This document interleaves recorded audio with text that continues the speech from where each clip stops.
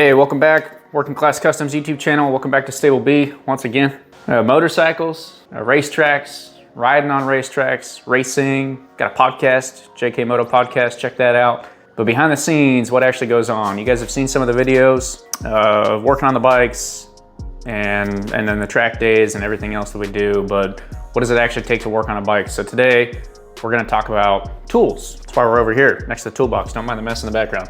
Tools is should be a very basic subject. I know that, most of you probably know that, but please stick around in the video because I think we're gonna get into some stuff that maybe some people don't know about and maybe you guys know more than me. But comment if you got any questions, but also comment with any suggestions or anything that I'm missing in my videos. So you guys that know more than me, do more work than me, keep me in line. I love it. I love the feedback and I love your comments, so please keep them coming. All right, before we get started, as always, if you guys are here clicking on this video and you haven't subscribed to the channel yet, please subscribe to the channel. We do a lot more than just sit in my garage and talk about motorcycles. Talk about doing stuff to the motorcycles, talk about racing motorcycles, going to track days. We got the podcast, we got all those things. So please click the subscribe button down below, throw a like on the video. Once again, leave your comments as you're watching throughout. But we appreciate you guys being here. Hope you're enjoying the content. All right, obviously, this is a toolbox.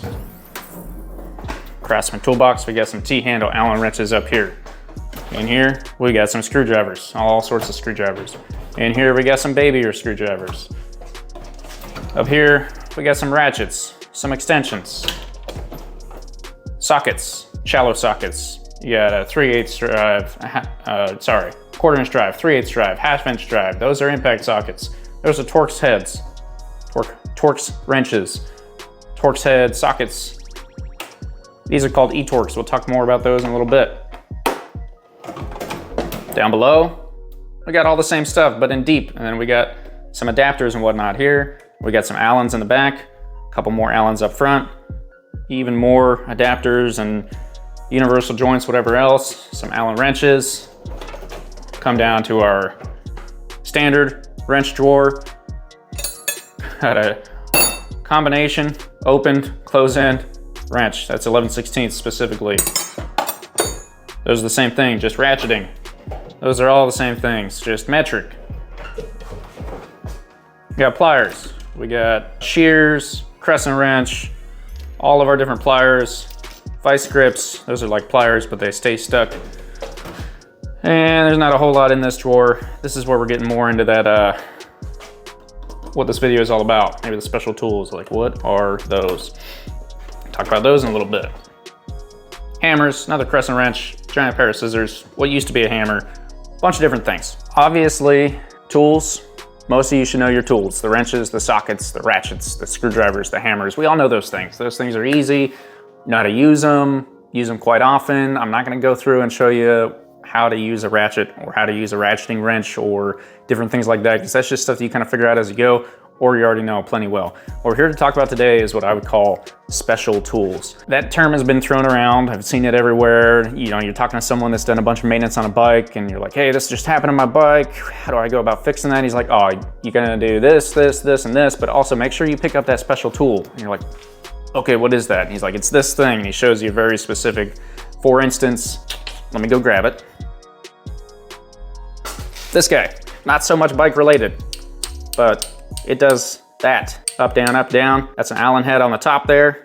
And that threads onto an injector, specifically for a BMW, specifically for an N54 engine. I would assume most N-series BMW engines would use this. This is called an injector puller, right? So you stick it on your injector, screw it on, and then hold here and pull out until the injector comes out of the engine. If you've never done an injector before, injector change out on your engine, you wouldn't know that you need an injector puller unless you go do your research. So the most important part of this video is that there are many different special tools. They're gonna be different for your bike, your car, your other bike, your other bike, your other bike, whatever it might be, they're all gonna be different. So when you're going to do a job, I'm gonna bring up this book again real quick. This book will tell you what tools you need. Also, if you don't have a book like that, get on the internet, that'll tell you what tools you need, right? So before you go do a job, you research how to do the job. That's number one. This is what most people do.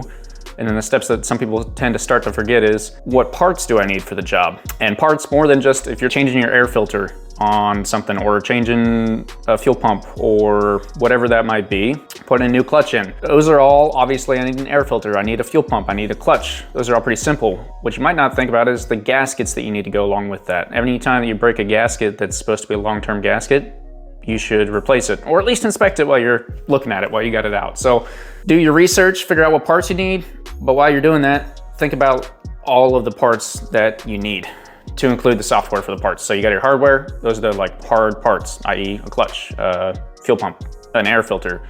The software would be the gaskets that are in the way of those parts. So make sure you pick those up. And then the third thing that a lot of people don't always do the research on is the special tools. When you get a motorcycle, these special tools come like even more into play. I'll show you a couple here in a second, but there are so many like little kind of one-off things that you might not have if you have a very standard tool set that you're gonna need to go get. So I'm gonna try and show you guys some of those today, talk about their uses, and then talk about where you can get them, how you can know why to get them, and when you would use them. So let's get into it. All right, here on the bench, well, first off, that is a half bottle of oil. That used to be a half bottle of oil. And this is the last one I have. If you haven't seen my oil change video, go check it out. It should be up here. It might be over there. One of those two. Go check it out. I'll have it posted right there. But this is how I drain the excess oil that's left in a bottle. Oil is very sticky, so it takes a while to drain. So I set one up with a funnel in it, and I put the other one in there, and then I just let them sit. And these are still here, even though I did that oil change about a week ago, because I just let it sit for a day, or sometimes 2 days, 3 days, 4 days, whatever it might be, depending on if I forget or not. That way, I have all my extra oil, and those are dry, so they can just go in the trash, and I have all the extra oil in one spot. So you can see after doing that with a few different bottles of oil, we're well over half. You can see that level right in there. Anyway, that's my plug on that. I have here in front of us just a couple of different special tools. We'll start with the easy one. This, not necessarily that special. That's a 1/2-inch drive, deep, impact, 36mm socket. Why I would call this special is that is bigger than just about any socket that'll come in a standard socket set. 36mm, it's pretty specific. I had to actually order that online. Sometimes you can find them at auto parts stores. It kind of just depends. That goes on, I'll come over here, the rear axle nut of this Suzuki.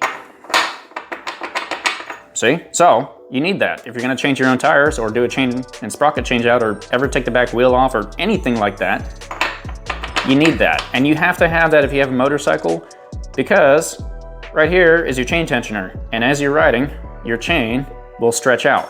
So you need to be able to tighten your chain up by moving that backward.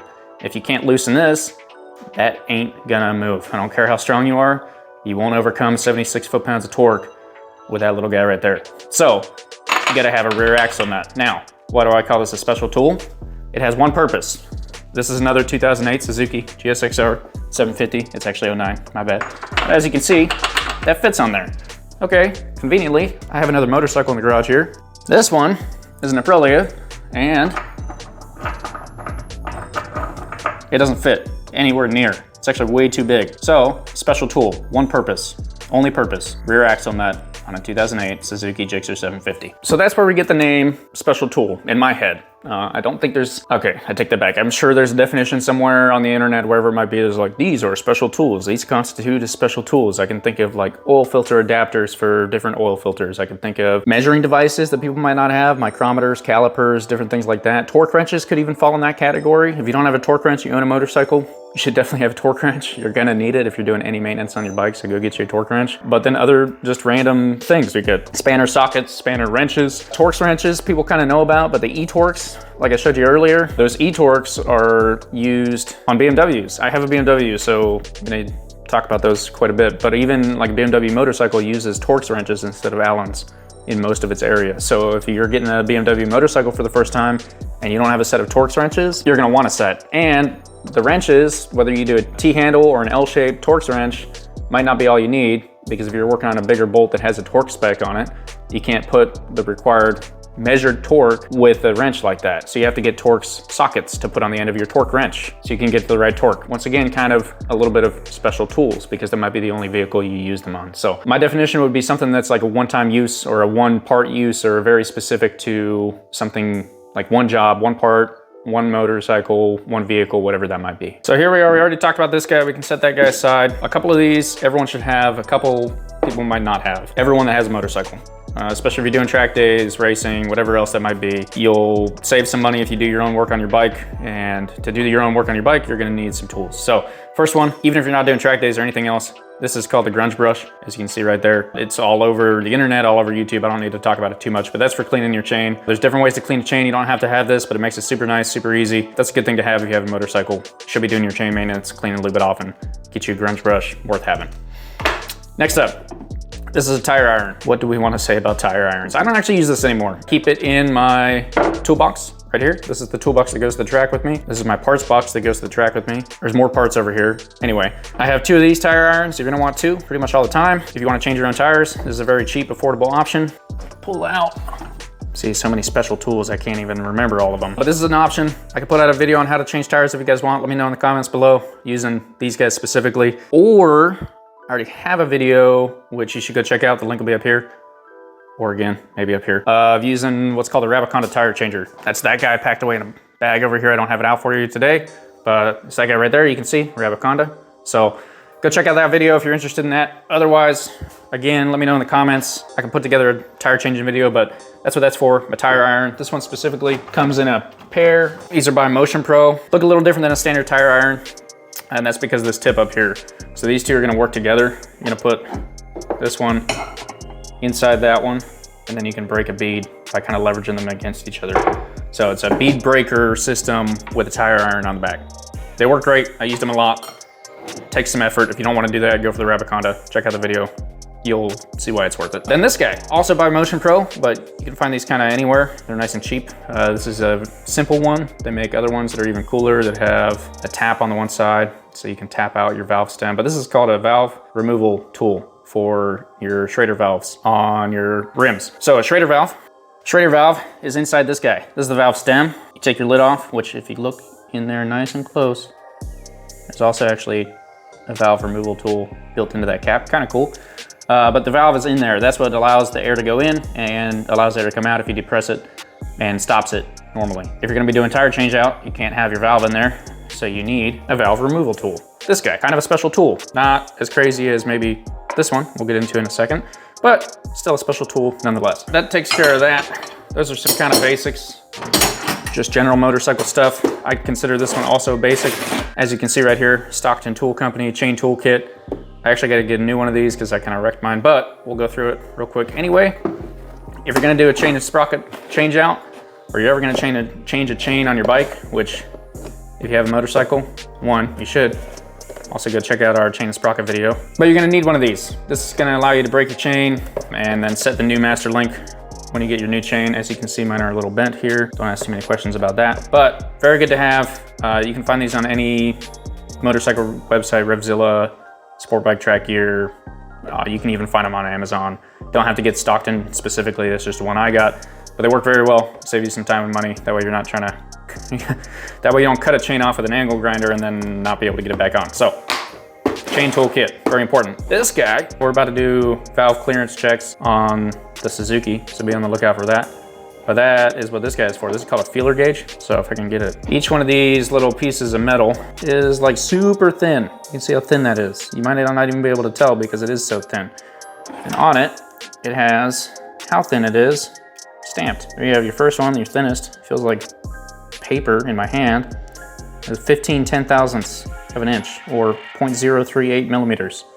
Very thin, right? So if you're doing anything where you're measuring the distance between something, you're gonna take that out and kind of stick it in between with one of these little guys. Figure out how much clearance there actually is. So those can kind of come in handy if you're doing valves or anything else. You don't need one of those if you're not gonna do that. If you're gonna take it to a shop to do valves, but a valve job will cost you upwards of thousands of dollars, depending on where you're going. Some people might do it cheaper. Correct me if I'm wrong down in the comments, but they're not cheap. So you can save yourself some money. We'll talk more about the valve jobs when I get to that video. Be on the lookout for it. All right, the last one I have here to kind of talk about before we just close up. This is a spanner socket. half-inch drive spanner socket. It looks super weird. I don't know why anyone would really need one of these. I didn't think that I would ever need one until I wrecked the swing arm on my bike. So story time. Let's start off with, I'm not a trained mechanic or certified. I do a lot of my own work, and a lot of that comes from researching via YouTube videos like this, or forums, or just kind of I have a decent general mechanical knowledge, and I use that and my books and everything else to piece together how to do something. With that, I was also young and dumb when I first got a motorcycle. In fact, this motorcycle was my first bike. I love the bike. When I first got it, the chain and sprockets were extremely worn out. Didn't know that, wasn't really looking at them. Hadn't seen a good one, so I was like, yeah, no, it's fine. Someone told me, they're like, hey, that's pretty worn out. You should probably replace that. And I was like, yeah, I'll get to it. Was planning on getting to it. I was out riding one day and, you know, rip it, grip it. She goes. She went a little bit, and I heard pop. She didn't go anymore, and then the bike shut down. I was like, oh. So I'm sitting there on the road, you know, clutch in, start the bike back up, try and go again, nothing. And me being young, not having any idea what's going on, I pulled off on the side of the road, put the kickstand down, and then I go back and look, and the chain had popped off of the sprocket. Luckily, that was about it. It didn't fly off and hit a car or my buddy riding behind me. It didn't fly off and hit me. It stayed together and just popped off the sprocket, right? Because the sprocket teeth were extremely worn down, and the chain probably wasn't tight enough, to be honest. That chain popped off of its sprocket. Now, while it was doing that, it took the sprocket carrier bolts off with it and took a chunk out of my swing arm. I had to get a new swing arm. Insert this guy. I'll show you guys all of that real quick. It was a fun time, real fun time. So back here, we have a swing arm on the bike. Excuse my dust. I haven't cleaned it yet. It's still the off season, so I'm just kind of getting some maintenance done and getting it all cleaned up, ready for next season. Back here, we have a rear sprocket, chain, sprocket carriers behind it. You can kind of see that metal back behind here. These bolts are, well, these are nuts on the bolts from the sprocket carrier. That's what keeps the sprocket on the sprocket carrier, in the hub of the motorcycle. As the chain fell off, it came down and hit and took out about 3 or 4 of those, so I only had one left, keeping the sprocket on. And then on the inside of this, I can stick my finger in there. It's hollow behind there. The chain took out a big chunk about right here. So that whole little chunk was missing, so I had to get a new swing arm for that reason. A new swing arm doesn't look too bad. That's a reasonable size right there. I don't remember exactly. I want to say 22 to 25 millimeter. Not too bad. Already had that socket. Not a big deal. Thought the swing arm was going to be nice and easy. Come around to the other side. Boom. Allen head. Big Allen head. Had to go get a special Allen head for that. But this guy right here did not have that. And I went to do the swing arm change out, and I had to get a new one of these because I used a flathead screwdriver to pound that out, and then realized it has a torque spec, so I couldn't put torque on it with a flathead screwdriver. I couldn't measure the amount of torque I was putting on it. So I went and got that spanner socket, threw it in there, torqued it up how it needs to be. It's good to go. I was looking around my motorcycle like, okay, what else is gonna bite me here? There's another one. So if you're gonna pull the engine out of your bike, you're gonna need another one. Those are basically lock nuts. So you put the torque on them, they stretch out a little bit, and then they keep everything stuck in there where it's supposed to be. All right, last thing we haven't talked about yet is a torque wrench. I know I kind of mentioned it, just figured I'd show you guys. This is a Cobalt click type torque wrench. Oh man, look at that. They even have a little conversion table in there. That's pretty freaking cool. These are pretty sweet. Buy Cobalt. I buy a lot of tools from Cobalt because they sell them at Lowe's and you can just go back and get them when they break. Inevitably, everything breaks. But this is a torque wrench. This is the lock on it. So to set this, you have your foot-pounds right here. You can see 90, 100, and 80, and you can start to see 70. So right now, we are at 73 foot-pounds. You can tell that because you got your 3 here lined up with the line.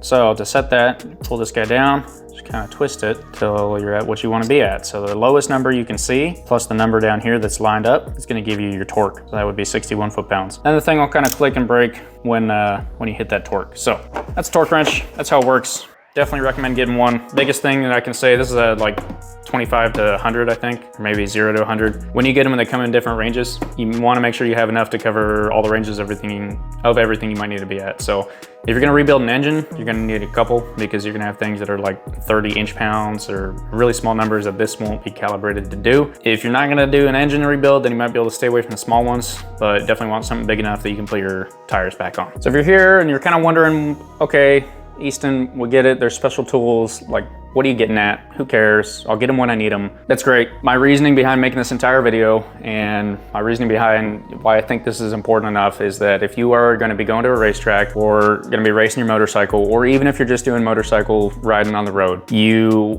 will save so much time and money and have some fun, learn some things, and learn more about like how your bike actually works and whatnot if you do your own maintenance. And in order to be able to do your own maintenance, along the way, as you get more and more complex, you're going to need some special tools. You'll hear that thrown out. It's your job to figure out what bike you have, what special tools you need. Usually if you get on motorcycle websites, like there's another spanner socket that I could get for the Gixxer I don't have yet for pulling that engine out, and those other lock nuts that are in there, the chain breaker, the chain tools, just all of that are all kind of in that special tool category that people that do their own oil changes and have replaced an alternator or a starter before, they might have a standard set of tools.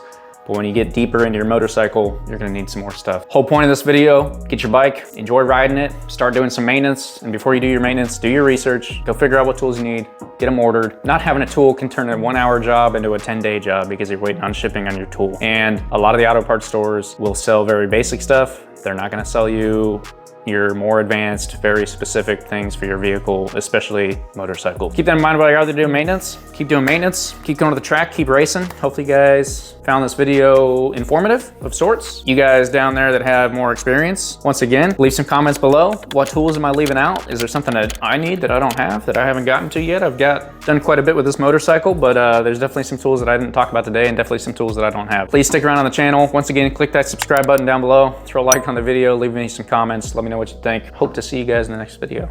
Thanks for watching.